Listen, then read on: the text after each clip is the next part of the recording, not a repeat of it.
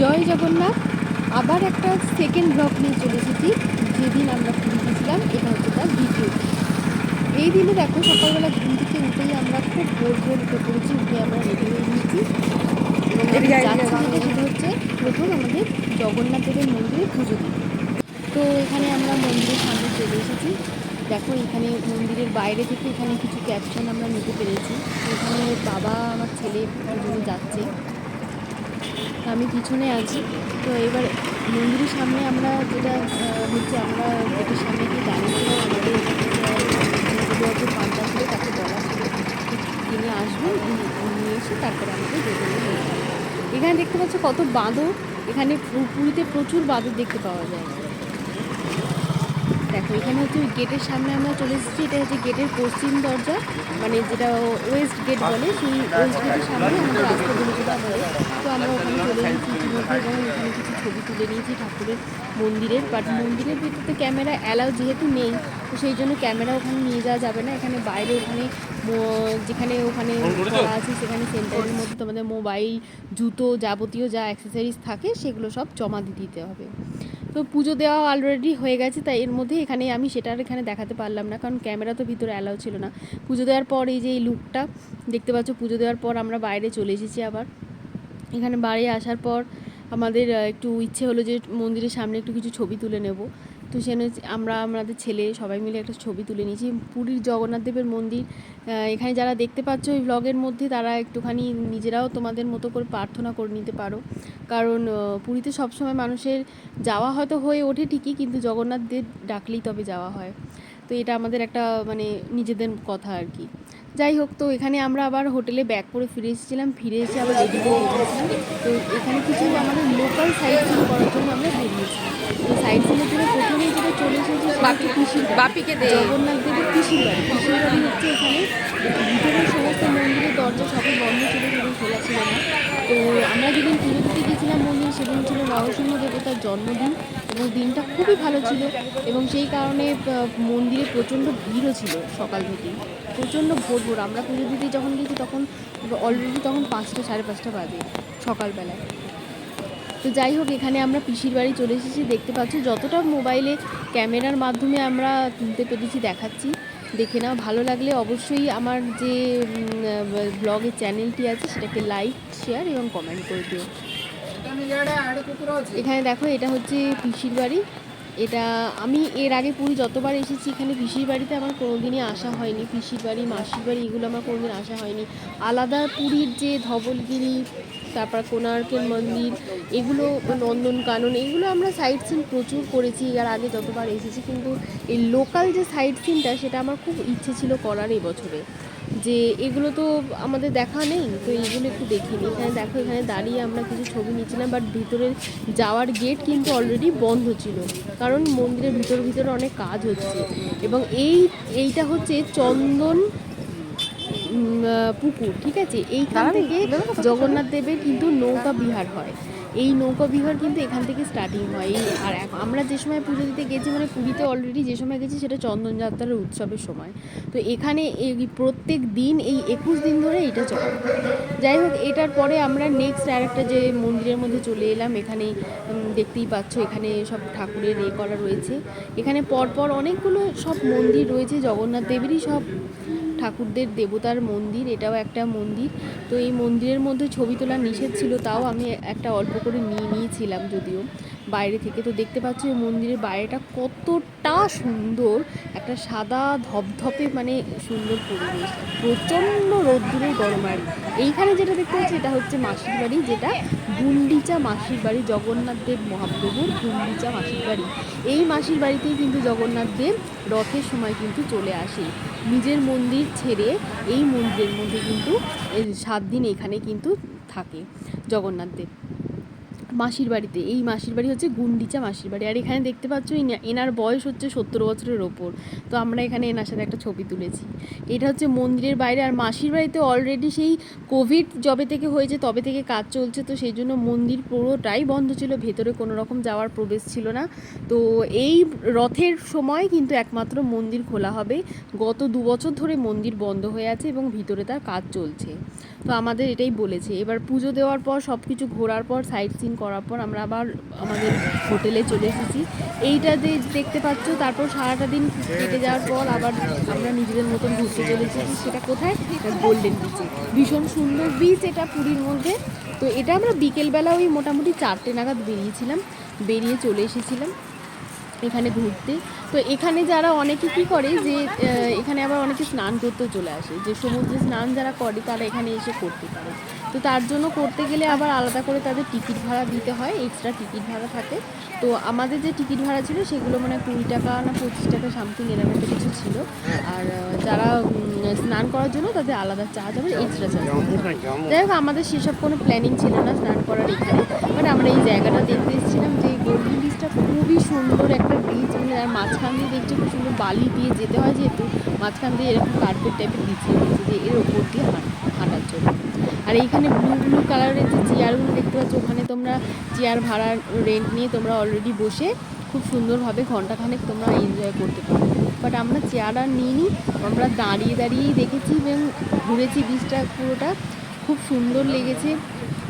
এখানে ঢেউয়ের মাত্রাটা এতটাই বেশি যে কিছু বলার নেই। পুরীতে সবসময় ঢেউয়ের মাত্রা অলরেডি বেশিই থাকে, বাট এই গোল্ডেন বিচের ঢেউয়ের মাত্রা আরও অনেকটাই বেশি, যেটা আমাকে খুবই ভালো লাগিয়েছে। যাই হোক এখানে দেখছো একটুখানি নিজেদের মতো করে ছবি তুলছি, একটু ছবি তো তুলতেই হবে তাই না, কি বলো? বেড়াতে গেছি, ছবি না তুললে হয়? ছবি তো তুলতেই হবে। যাই হোক তো এখানে দেখাচ্ছি বিচটা, দেখো খুব সুন্দর। এটা ভিউটা এত সুন্দর, পিছনে প্রচুর সব তোমার কটেজ রয়েছে, রিসর্ট রয়েছে, বিভিন্ন সোনার তরী, সোনার বাংলা, সমস্ত রিসর্টগুলো পিছন দিকে রয়েছে। অনেকে এখানে এসেও থাকে, মানে অনেক যারা একান্তে থাকতে চায় তারা এইসব রিসর্টগুলো বুক করতেও পারে। আর এটা হচ্ছে সি বিচটা, দেখো কত সুন্দর সি ভিউটা, কত সুন্দর আসছে দেখতে, এত ভালো লাগছে। আর প্রচুর মানুষ এখানে চান করছে, এবং মানে এখানে যে ঢেউয়ের যে জলটা কতটা মানে উপর দিকে চলে আসছে। আর হাওয়া প্রচণ্ড হাওয়া ছিল, যার ফলে আমার চুল জামা সব কিছু হাওয়ায় উড়ে যাচ্ছিল।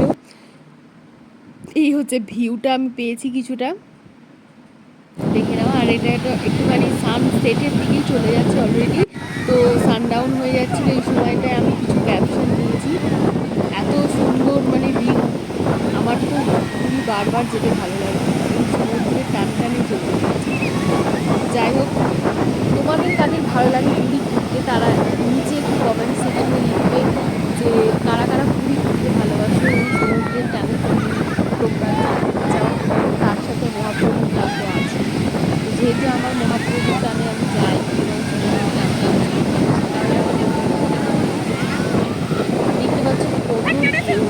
আজকে এখানে প্রচুর লোক স্নানও করেছে, এবার আমরা স্নান করিনি, এমনি দাঁড়িয়েই ছিলাম, সেই অবস্থাতেই মানে কত উপর পর্যন্ত জল এসে গেছে। আর এখানে কিছু ছবির ক্যাপশন দিচ্ছি,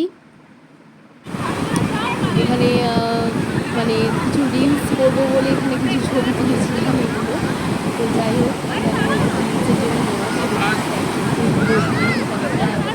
দেখালাম, দেখে নাও। আর আমার ড্রেসটা খুব লাগছে, ড্রেসটা নিয়েছি আমি জিয়ারি কালেকশন থেকে, তো এটাও আমি বলে দিলাম, ফেসবুকে লাইক করো জিয়ারি কালেকশন, আমি এটা নিয়েছি।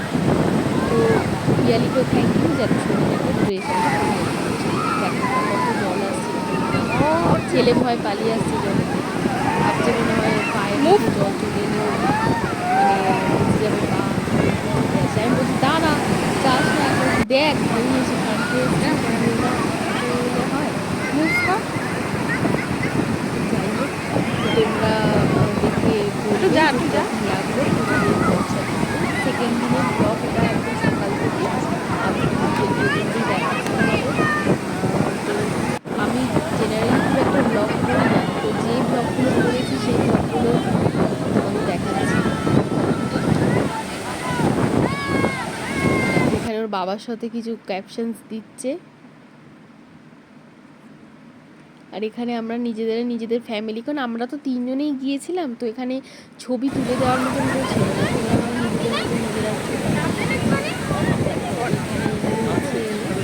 আমরা নিজেরা বিচের মধ্যে ঘুরছিলাম। ছেলেও মানে আমি একটা জিনিস খুব ফিল করলাম, এই গোল্ডেন ছোটোবেলায় যখন সেই সাদা মানে ঝিনুক হচ্ছে এগুলো দেখতে পেতাম, এবার এই বছর আমি পুরী মানে বালির মধ্যে আমি সেগুলো জানি না এগুলো বিলুপ্ত হয়ে যাচ্ছে কি ঝড় হওয়ার পর মানে খানিকটা কমে গেছে, আমি কি কারণ হয়েছে জানি না। বাট আগে ছোটোবেলায় যখন পুরী যেতাম আমরা এত এত জিনিস ওগুলো পুড়িয়ে এই ঝিনুকগুলো পুড়িয়ে আমরা মানে ব্যাগের মধ্যে নিয়ে এসে রাখতাম। মানে এইটা আমি এবছর সত্যি খুব মিস করছিলাম, কারণ আমার খুব ইচ্ছে ছিল যে ছেলেগুলো দেখানো এবং জানানো, তো আমি সেটা পারলাম না। কাঁকড়া ছিল, লাল কাঁকড়া, সাদা কাঁকড়া, অনেক রকমের কাঁকড়া দেখতে পাওয়া গেছে, কিন্তু জ্যান্ত কাঁকড়া কিন্তু বীজ থেকে অনেক উঠে আসছে। আমি যে জিনিসটা মানে প্রচুর আমরা আগে পুরীগুলো পেতাম, জলের আগে ভেসে পুরো বালির ভিতরে চলে আসতাম, ভেতরে ভেতরে ঢুকে থাকতো মানে পায়ে পায়ে এরকম হাঁটতে হাঁটতে পেতাম। সেই জিনিসগুলো এবছর গিয়ে আমি কিছু পেলাম না, মানে কোথাও একটা মিসিং যে এই জিনিসগুলো। তবে পুরীতে আগে যে সৌন্দর্য ছিল সেই সৌন্দর্যটা খানিকটা হলেও কোথাও মিস আউট হয়ে গেছে, জানি না। আমার মনে হলো বেসিক্যালি, এবার অনেকের অনেক রকম মনে হতেই পারে যে আমি এখানে কেন ব্লগের সাথে কথা বলছি। আমি পুরীকে আগে যেভাবে দেখেছি আমি একটু মনে কোথাও মিস করলাম, কোথাও একটু কম হয়ে গেছে, অনেক বেশি দোকানপাট হয়ে গেছে, অনেক বেশি এইসব দিকে অনেক ডেভেলপ করে গেছে, কিন্তু বিচের যে একটা সৌন্দর্য বা ঢেউ বা বিচের মধ্যে আলাদা যে একটা ব্যাপার থাকে সেই জিনিসটা ঠিক হারিয়ে গেছে। যাই হোক, এখানে আমরা জল আসছিল, তো আমার খুব জল পায়ে দেওয়ার, তো এখানে গেছি সমুদ্র জল পায়ে আমি কিরকম করছি দেখে পায়ে এগুলো তুলেছি। যদি জলের দেখা যাচ্ছে মানে এই যে জিনিসটা হচ্ছে এটা আমরা অনেকটা উপরে, যারা স্নান করছে অলরেডি আমি ক্যামেরা আছে জল আমরা তো এই গোল্ডেন বিচে ছিলাম না, আমরা যেটা ছিলাম সেটা হচ্ছে মেরিন ড্রাইভ রোডের উপরে, তো এটা হচ্ছে গোল্ডেন বিচ, এটা আমরা অটো করে মেরিন ড্রাইভ রোড আমরা গোল্ডেন বিচ জায়গা দিয়েছি। তো ওখানে অটোর জন্য ইজিলি চলে গেছে, পাটা বাপিকে বাড়াতে পারো না, পাটা বাড়াতে পারছো না, ছবিটা তুলছি। আরে পাটা বাড়াবে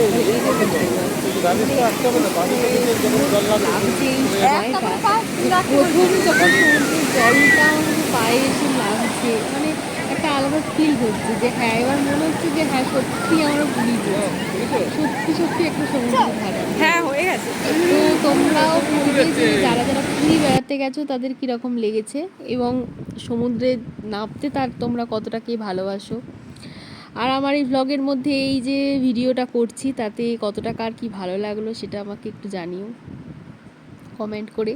আর অবশ্যই ভালো লাগলে ব্লগটা চ্যানেলটিকে সাবস্ক্রাইব করতে হবে, কি করতে হবে, সাবস্ক্রাইব করতে হবে, লাইক করতে হবে, তাহলে এখানে হয়েই গেল আমাদের প্রায় ঘোরা অলরেডি ডান, সানসেটের দিকে হয়েই এসেছি।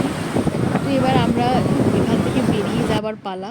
তো সান ডাউন অলরেডি দেখছো হয়েই গেছে, তো এখানে পুরো একদম আকাশে চাঁদ উঠে গেছে, একদম মুন আমাদের শো করছে। তো এখানে এটা একদম চাঁদের আলোয় আমার ছেলের ছবিটা, তো একদম অন্ধকার হয়ে আসার আগে। তো এমনিতেই এখানে গোল্ডেন বিচেতে তোমার 7টা 7:30টার পর থাকতে দেয় না, এমনিতে অ্যালার্ট করে দিচ্ছিলো ওখানে হুইসেল বাজিয়ে যে পাখিদের যারা সমুদ্রের নিচে ছিল তাদেরকে উঠে আসার জন্য প্রচুর কয়েকজন তারা হুইসেল দিয়েছে এবং মানুষকে সরিয়ে দেওয়ার চেষ্টা করছে। 7টা 7:30টার পর মোটামুটি থাকে না। তো আমরা এখানে মোটামুটি যখন ছিলাম অলরেডি প্রায় 7টা বাজতে যাচ্ছে, দেখতে পাচ্ছ পিছনে কত আলো জ্বলছে, করে নিচ্ছে, কিন্তু অলরেডি সন্ধে গড়িয়ে গেছে। তো আমরা এখান থেকে এবার বেরোবো, বেরিয়ে আমরা যাব হচ্ছে আমাদের মেরিন ড্রাইভ রোড, যেটা আমাদের সি বিচ, সেদিকে। তো আমাদের হোটেলটা ভিক্টোরিয়াতে ছিল, তো ভিক্টোরিয়া আমরা ওই দিকে, তো আমরা ওই দিকেই চলে যাবো। তো ওই দিকে গিয়ে আমরা আজকে আমাদের যে কাজটা ছিল সেটা